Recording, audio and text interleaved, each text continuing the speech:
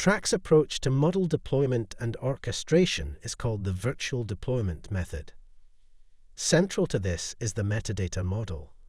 Everything that happens on TRAC is recorded, described, and controlled by metadata.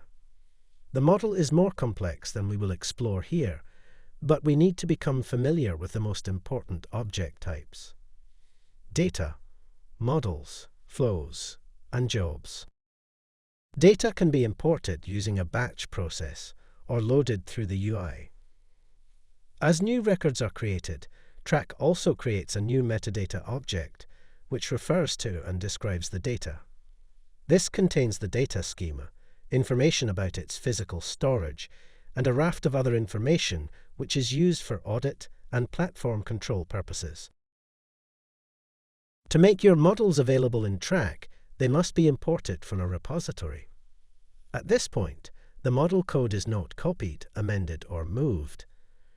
Instead, TRAC creates an object called a model schema, which describes the parameters, inputs, and outputs of the model, plus its coordinates in the repository, so the code can be accessed when needed.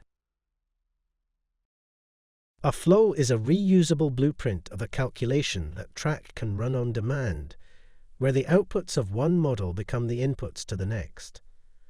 They're built on the platform using the Flow Builder tool.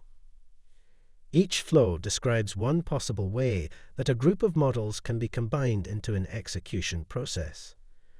We call them virtual deployments because flows exist only as metadata objects and are built from the model schemas, not the underlying model code.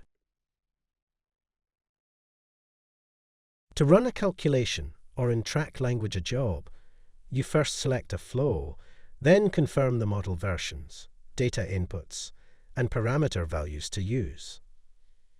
TRAC fetches the code from the repository and the data records from internal storage and runs the calculation via the execution service.